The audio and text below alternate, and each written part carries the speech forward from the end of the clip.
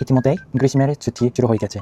একটি সেমিস্টার শেষই করেছেন, সবাইকে অভিনন্দন। কেউ হয়তো বিশ্রাম নেবেন, আবার অনেক আন্তর্জাতিক শিক্ষার্থী পার্ট-টাইম কাজ করবেন। তাহলে কোরিয়ায় শিক্ষার্থীরা ছুটিতে কি করে চলুন একসাথে জেনে নিই। কেউ পরিবারের সঙ্গে সময় কাটায়, আবার কেউ পার্ট-টাইম কাজ করে। কিন্তু অনেক শিক্ষার্থী ছুটিতে চাকরির প্রস্তুতিও নেয়। বিশেষ করে তারা বিভিন্ন সার্টিফিকেট পরীক্ষার জন্য পড়াশোনা করে। সবচেয়ে পরিচিত দুটি পরীক্ষার কথা বলি। প্রথমটি হলো TOEIC ইংরেজি পরীক্ষা। কোরিয়ায় চাকরির জন্য ইংরেজি দক্ষতা প্রমাণে TOEIC অনেক গুরুত্বপূর্ণ। অনেক শিক্ষার্থী অন্তত 80 নম্বরের লক্ষ্য নিয়ে প্রস্তুতি নেয়। দ্বিতীয়টি হলো কম্পিউটার অ্যাপ্লিকেশন কথা পরীক্ষা। এখানে কম্পিউটারের নলেজ এবং MS অফিসে শেখানো হয়। বিশেষ করে এক্সেল খুব বেশি ব্যবহার করা হয়। যারা কোরিয়ার কোম্পানিতে কাজ করেছেন তারা জানেন এটি কতটা গুরুত্বপূর্ণ। আমি শুনেছি এই পরীক্ষার এক্সেল অংশ অনেক দেশের পরীক্ষার চেয়ে কঠিন।